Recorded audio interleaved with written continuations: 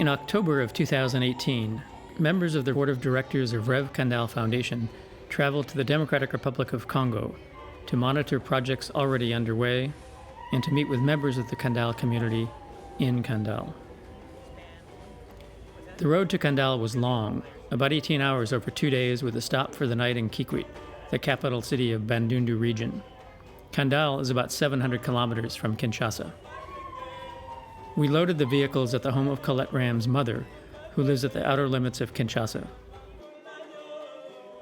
4 vehicles carried the solar panels for the maternity ward and new education building, sewing machines for the vocational school, and donated soccer balls and computers.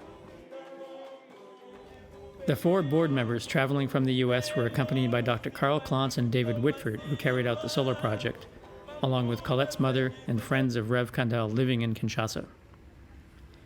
Exiting Kinshasa and driving to Kikwit, the road is paved and in good condition, but from Kikwit, the state of the road deteriorates pretty quickly and eventually becomes entirely an earthen road. Visits to Kandale by Colette, the co-founder of REVE Kandale, are always a special event. The fact that her husband Greg was making his first visit since their wedding in Kandale 30 years ago made it extra special. We were greeted warmly by the REVE Kandale hierarchy and by pretty much the entire Kandale community, including the local chiefs.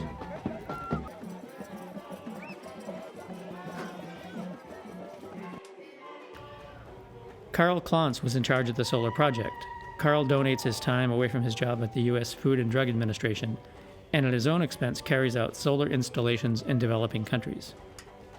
In Kandale, the work centered on the maternity ward at the hospital and the new education building REVE Kandale completed in 2018. The provision of solar power at the maternity clinic will enhance the experience of both the women who are delivering babies as well as the staff and ability to care for these women. Just having light at night can make tremendous differences in the ability to take care of somebody who's in a vulnerable and key point in her life. The hospital personnel, midwife Charlotte Lakessa and Dr. Jean-Marie Kapeme, were very appreciative of the solar panels, and we witnessed the first nighttime birth of a baby in Kandale under the lights.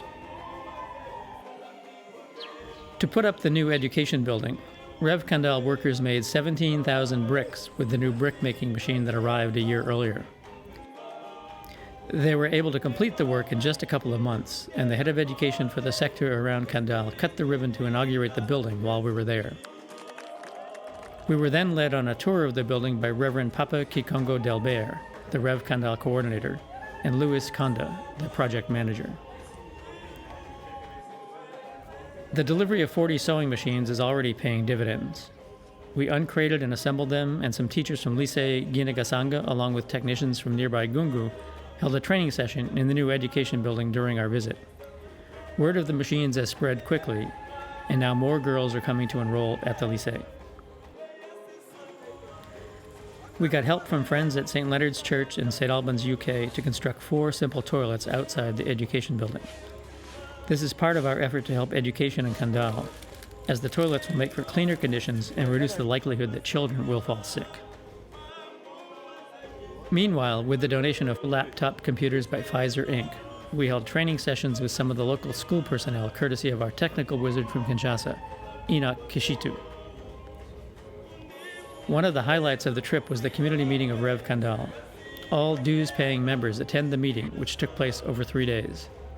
Up for discussion were organizational issues, assessment of completed projects, lessons learned, and a determination of the priorities for 2019. As is custom, priorities were decided by a transparent and democratic vote of all members, where each member is given 3 stones to place in bowls representing the 3 finalist priority projects.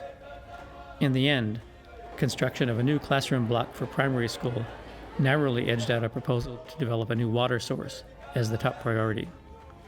New housing for teachers was third. We will focus on all 3 in 2019. The board of REVE Kandale and the volunteer staff on the ground in Kandale, and all members of the Kandale community, thank the donors for their generous support in 2018. We wish you happy holidays and a prosperous new year.